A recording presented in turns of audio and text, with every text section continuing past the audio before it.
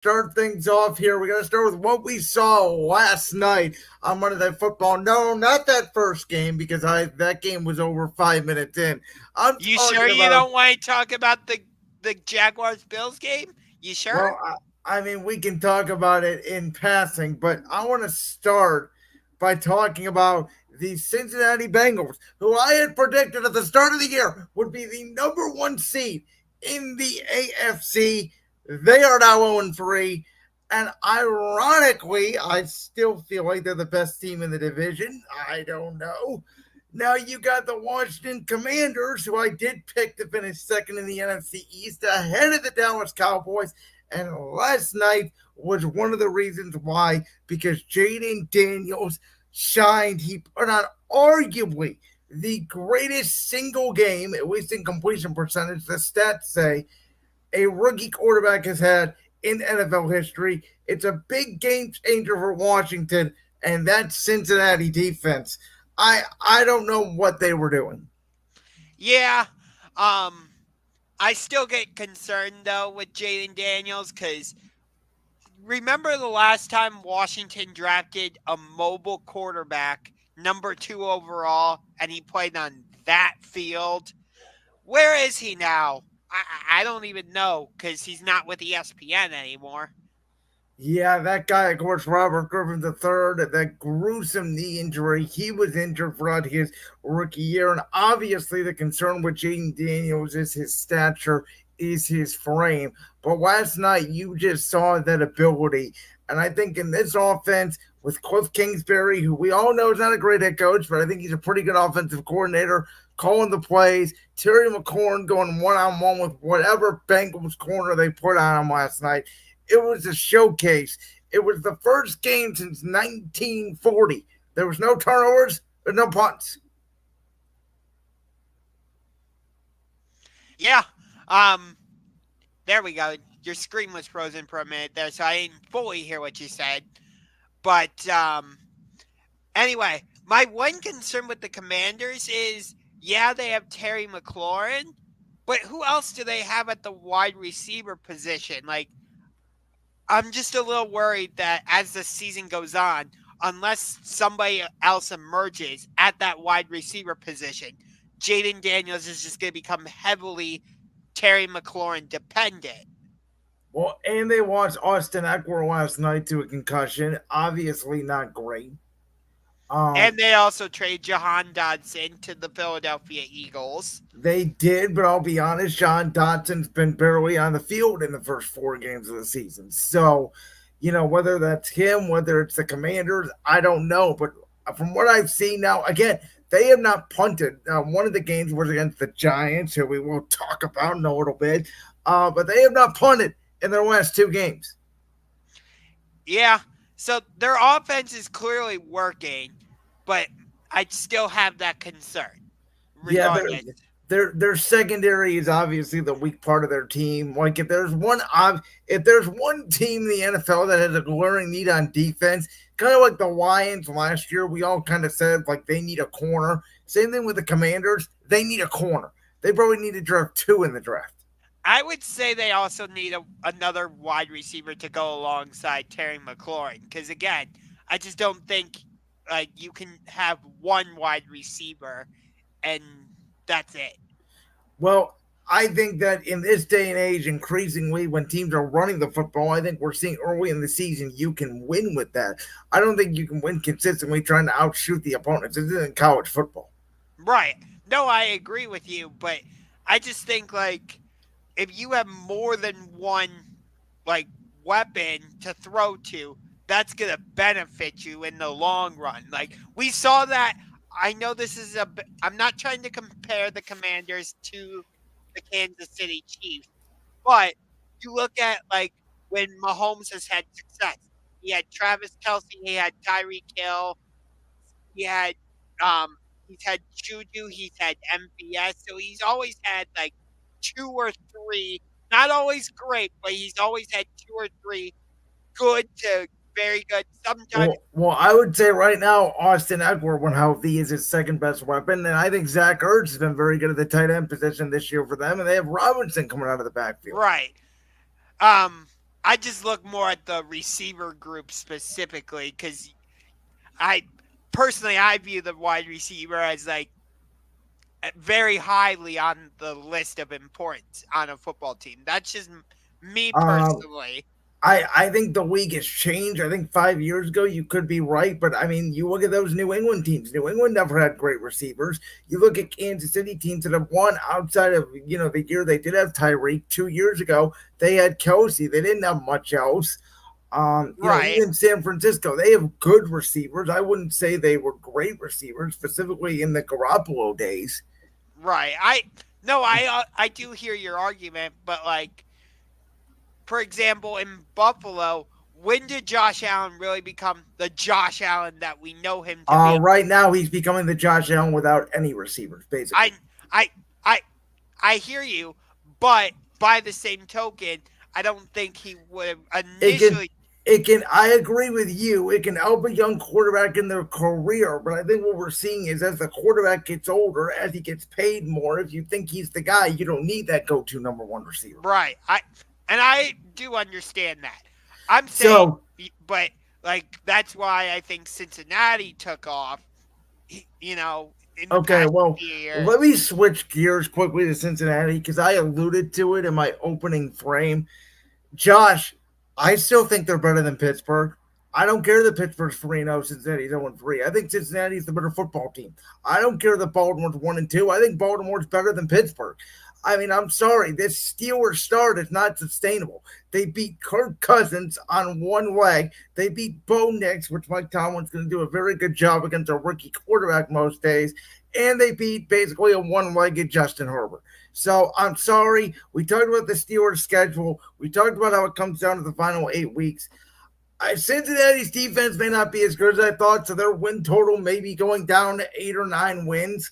But again, if Burrow's healthy and Chase is out there, and now you got Higgins back, I think this team could still turn it around. I mean, yeah, yeah, Cincinnati could.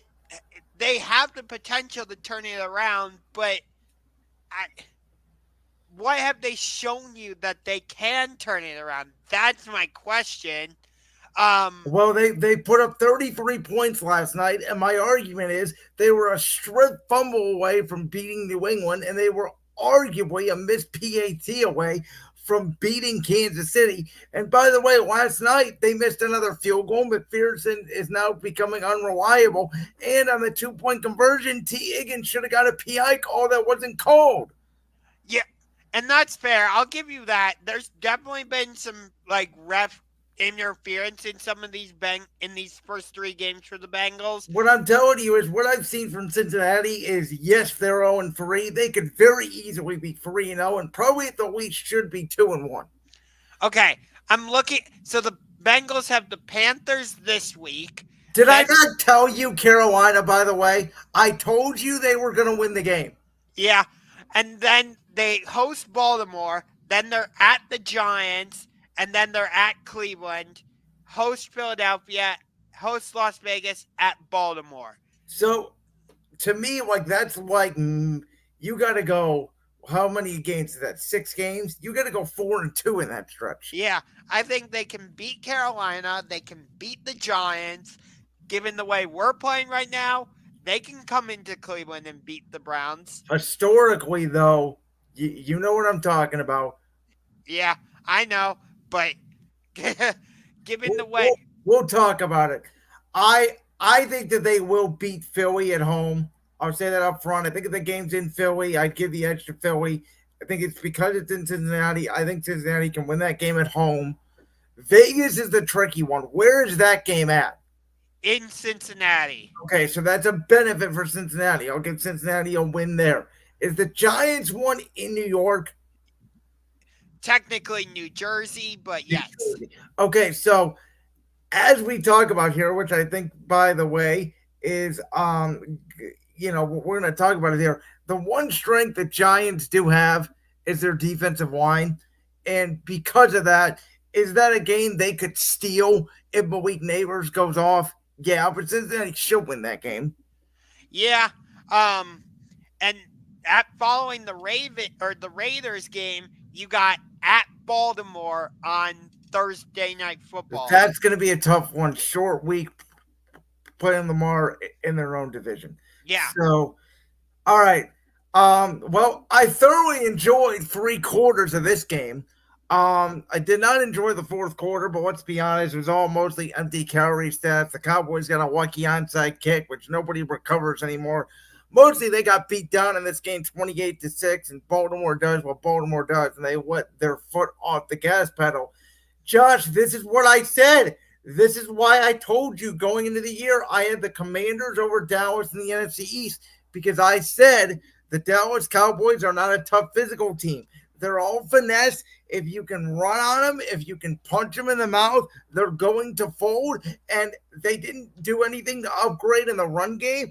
And Micah Parsons looked absolutely lost trying to defend the read option. Lamar Jackson was juking him out of his boots all day long. And until the Cowboys find a way to fix this run defense, which is all about mental toughness and will, I think, more than actual skill. That, we know Dallas has players in the defensive line. I think it's more about toughness than the scheme that they have.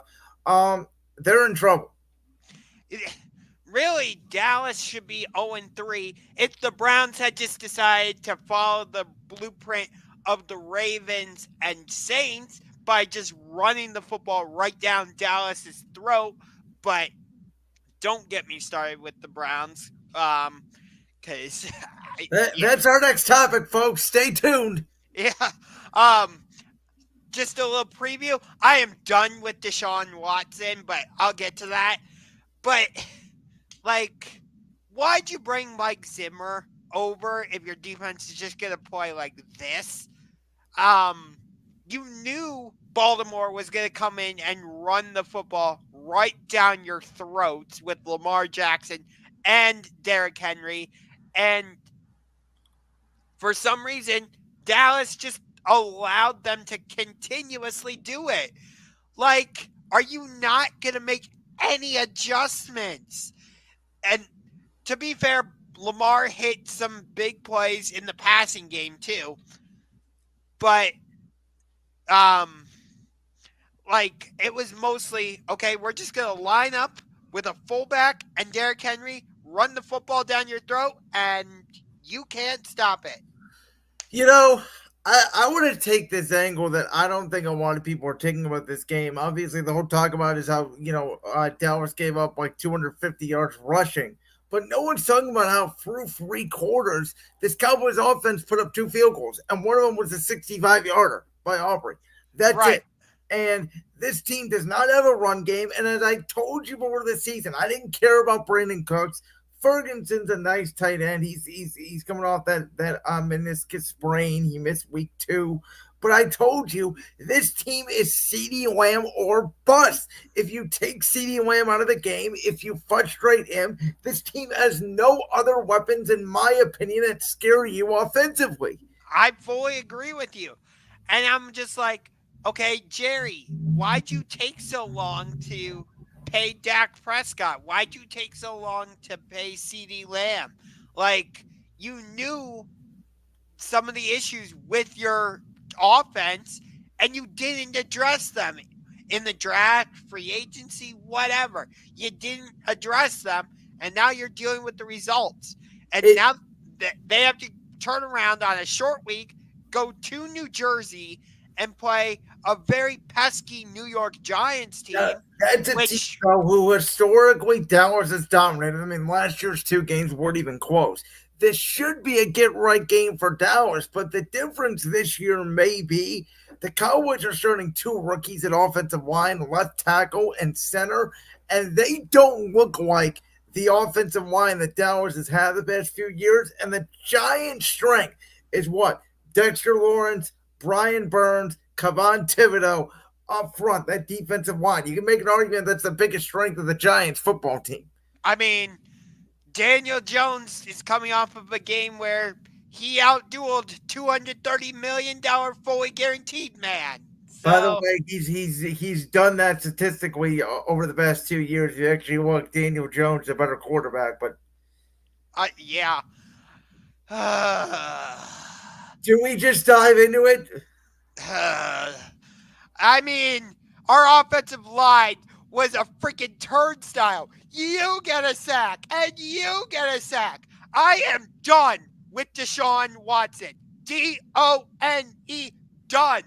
I don't care that he's getting 5 years, fully get 230 million, fully guaranteed. I want his butt on the bench. I want Jameis Winston starting. But then again, he might get sacked 8 times because our offensive line is in shambles. Without Nick Chubb, our running game is just non-existent. I don't know what's happened to our passing game. Our defense, Miles Garrett is injured. Uh, And I don't know how he got the best graded PFF grade in week 3 because I didn't even see him on the field. He didn't make one impact play to me the whole game. That's just me. Listen, Deshaun Watson was not good.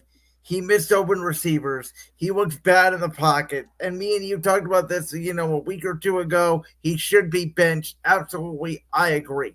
The issue is, though, is what you brought up, which is I'm going to defend Watson a little bit in that I don't know if Patrick Mahomes could have done magic out of that offensive line on Sunday. That was every time you looked up, and I'm just yeah, going to say it right now. DeJuan Jones is not a right tackle. He needs to move inside the guard. He's too slow to play tackle. He could be a very good guard. I'm not saying he's a bust. I'm saying he's too slow to play tackle in the NFL. His feet are too slow. You clearly saw that on Sunday. Burns was just working around him almost every snap. Now Dredrick Wills is down. Now you got Joe Batonio having to move out to left tackle. Wyatt Teller, your best offensive lineman, is about to go on IR or could go on IR. With that being said, Kevin Stefanski, and yeah, if you want to put blame on Ken Dorsey, go ahead. But Kevin Stefanski is the play caller, so I'm going to put more blame on Stefanski. and that's fair. Your, I'll offen- give you that. your offensive line is decimated. You have a quarterback who is clearly uncomfortable in the pocket because he doesn't trust his feet and he doesn't trust his offensive line. Why do you not try to run the football? They did not try to about the fourth quarter, and actually Jerome Ford got something going, and they got back in the game. But I want to make 2 points here. Number one is what bothered me about this Browns team. The score is 7-0, and they get a touchdown called back on a flag. I think it was holding on the offensive line. And the entire Browns team is dancing in the end zone. No, you're talking about the pick six that was called back because I think it was a roughing the passer penalty or whatever. You're right. When, the rough pass yeah, on Daniel Jones. because all the roughing the passer penalty was because the guy ran into like Daniel Jones's helmet and barely touched him, but that's automatically gonna be a flag. I'm sorry. By rule, it is automatically a flag. Right. It was the right call.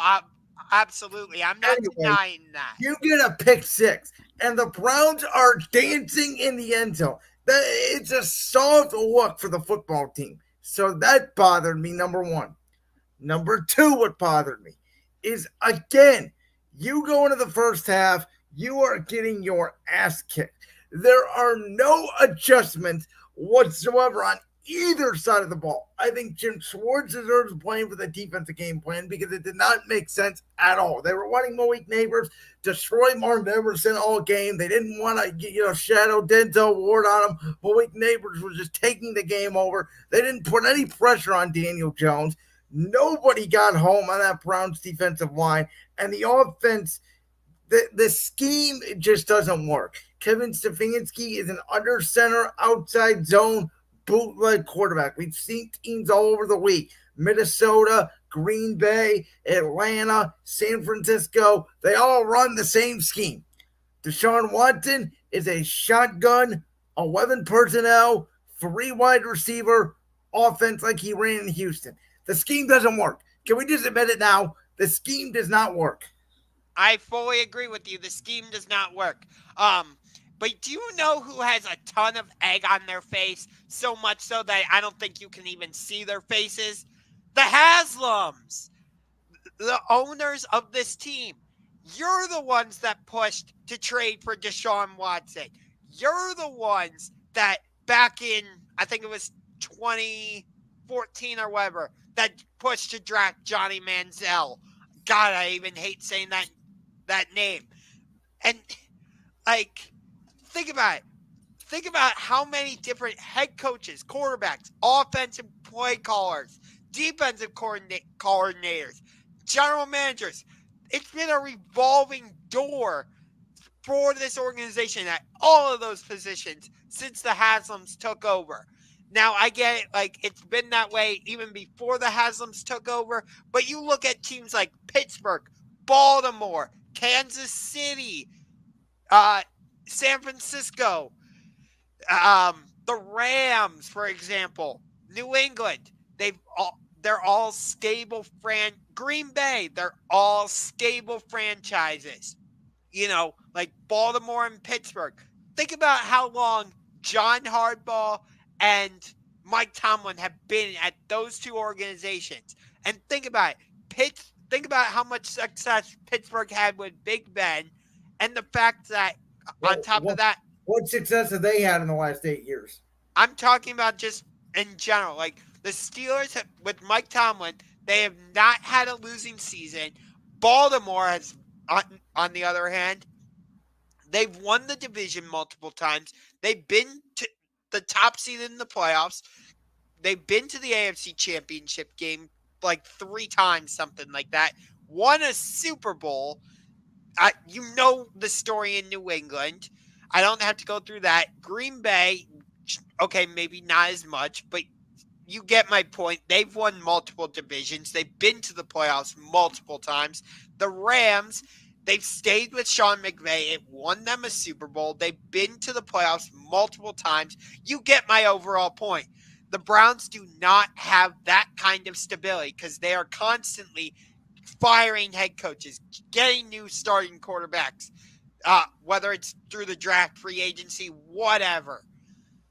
Honestly, like, given the way the season is going, the Browns should just tank at this point and go for Quinn Ewers or Cam Ward, somebody. This is the reason why I told you the Browns are not a playoff team. No. This is the reason why I told you the Browns were going to finish last in the AFC North this year. I told you the offensive line was an issue. I told you the loss of Callahan as the offensive line coach was an issue. I told you I did not buy the Stefanski-Watson relationship. I have been right on the Browns from day one this year, outside of the fact that I thought they would lose to now hapless Jacksonville. And when you actually take a look at it, they let the Jaguars back in the game, which we both said was a concerning sign. Let me add this. Everybody thinks the Browns are going to bounce back this week and probably should win. I don't know the line. I haven't checked it yet on this Vegas game. The worst thing that happened to the Browns this week was not losing to the Giants. It was the fact the Las Vegas Raiders got embarrassed by the Carolina Panthers. Because you want to know what happens when teams get embarrassed? They give you their best shot. 9 out of 10 the next week. So whether it's Aiden O'Connell or whether it's Gardner Minshew, Antonio Pierce said that he's going to make business decisions this week. I guarantee you the Las Vegas Raiders are going to be playing with their hair on fire this week against the Browns. And the Browns better be ready and they better come out prepared. Because if they don't win this game, this season's spiraling out of control. It might reach the point where the fans are starting to put paper bags over their heads. I mean, I don't think it's going to get that bad. But, I mean, the Commanders, I told you, are not going to be an easy game in Week 5. Then I will be joining the sports room as we preview Week 6, Eagles-Browns in Philly. You know that's not an easy game. You already mentioned. Then they have Cincinnati and Baltimore after that. And then the Chargers. So, I'm just like, Nick Chubb is supposed to come back in Week 5 against Washington. No, I would not have him come back. Tony Grossi the other day said if he's heard it could be Week 11. I've heard 2 different timelines on this. So I've heard the timeline you said, and then Grossi came out the other day and said, no, it could be Week 11. Okay. So if it is the timeline that I'm saying, I would not have him make his return in Washington against the Commanders on that field. Oh, I Absolutely would. Oh, no I would. way. No, no, If no. you're 1-3, he's gonna play. Now, I if would you're not two and put two, maybe not. But if you're 1-3 and your season's on the line, you're playing Joe. If he's ready to go, you're putting him on that field. I don't care if my season's 1-3 and I'm coaching for my job. Because at that point, that's what Stefanski's doing. You're coaching. Think about if Watson looks bad, he may have no choice but to go to Winston to save his own arse. Yeah. But I want to flip it to the Giants now before my head freaking explodes. Sometimes I wonder why I'm a fan of this team, but for some reason I'm going to continue to be. But So wait a minute. A great count here. So the Browns are 6.5 point dogs. That's interesting. Um, okay, I did not see that. Last I saw on ESPN, the Raiders were a 1 point favorite. That six 6.5 feels huge. yeah, yeah. According to ESPN, it says the spread is Vegas -1. So I'm not sure where he's getting the Okay, rate. so that might be a pick 'em at that point. Which to me, that's right. That 1.5's about right. Yeah, I don't know where he got the 6.5, but as of right now, it says the Raiders are a 1 point favorite, and even though the Browns technically won against Jacksonville, I'm 0-3 because I picked the Browns to beat the Cowboys in week 1. I picked the Jaguars to win in week 2, and I picked the Browns to win in week 3. So while the Browns record is 1-2, I'm 0-3 in terms of my picks. But I want to flip to the Giants again before my head freaking explodes. Because like we were saying earlier, Daniel Jones thoroughly outplayed Deshaun Watson, and it's not even close. Malik Neighbors just exploded onto the scene. And like I was saying, or like you were saying, Kayvon Thibodeau had a fantastic game. Brian Burns had a fantastic game. Lawrence, I forget his first name. Dexter Lawrence. He had a fantastic game. So and I think the Giants defense had like at least 2 interceptions. So they played a great game. They deserved to win. There was no ref controversial call unless you want to say the roughing the passer call or on the pick 6 was controversial, but it was the right call. But maybe the Giants are turning it around. I'm not sure. Well, we'll see Thursday night. I want to talk about my game because this game took 15 years off my life. Oh my God. For the love of God, do we know what a field goal kicker is? 4 straight possessions in the red zone. Jalen Hurts interception. Jalen Hurts fumble. Turnover on downs. Turnover on downs. We dominated the New Orleans Saints. We turned this team back into a pumpkin. You take away Raheem Shaheed, you bottle up Alvin Kamara, you stop the Saints offense. Jalen Carter had an all pro like game. A game that you always would tell me Aaron Donald would have. That's the game Jalen Carter had on Sunday. Absolutely destroying the Saints offensive line. Zach Bond making tackle after tackle. Quinyon Mitchell having another couple pass breakups in the secondary.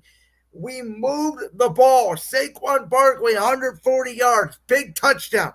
And that was even after he didn't touch the ball in the first quarter.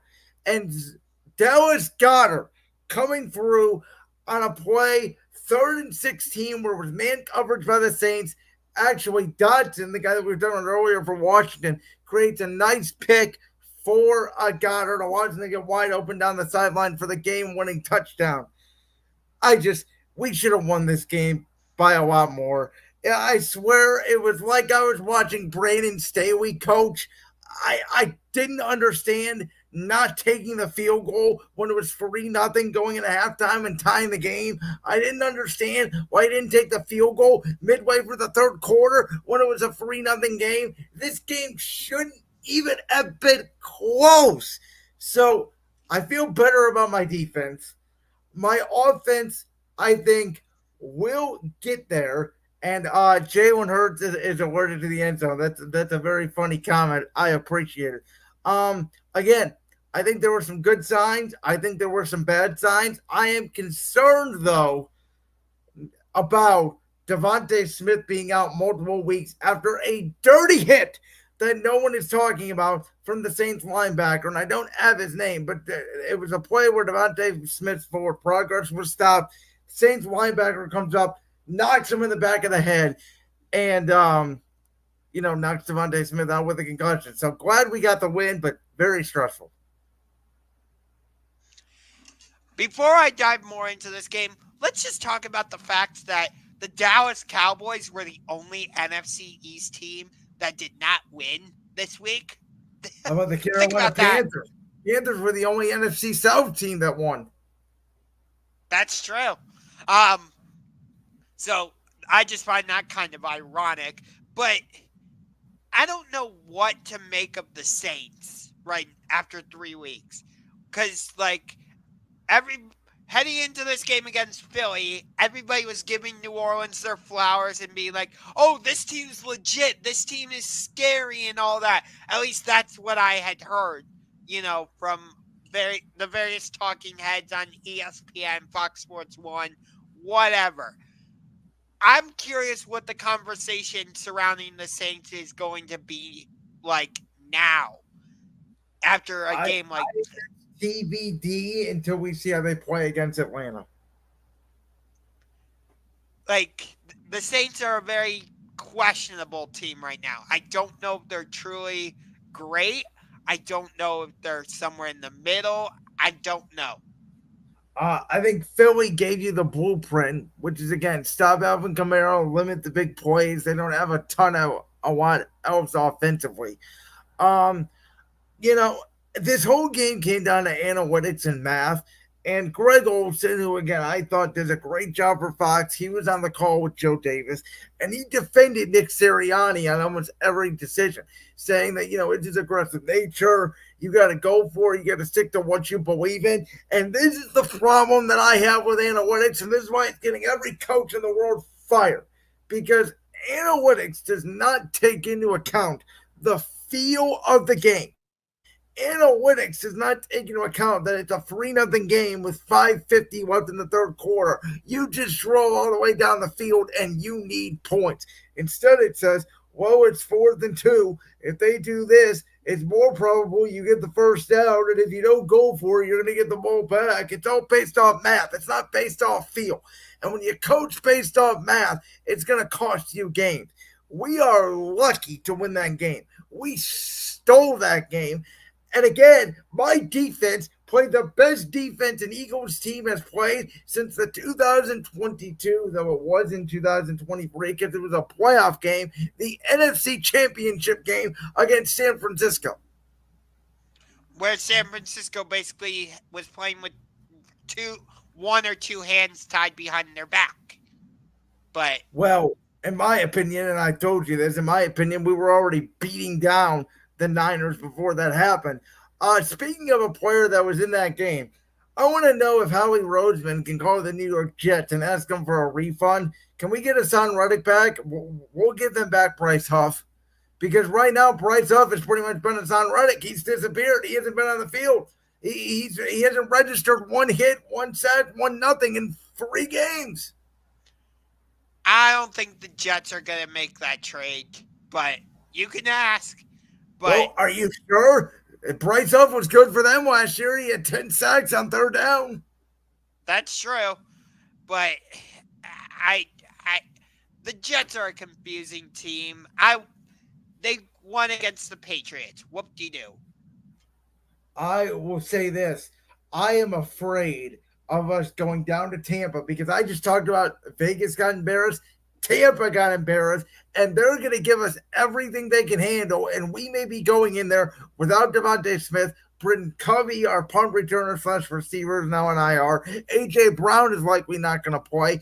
Wayne Johnson has a concussion. He probably will not play. Mekhi Becton is dealing with a hand injury. He's very questionable. We could have half our offensive line and half our wide receivers against a very angry and pissed off Tampa team. That's not good.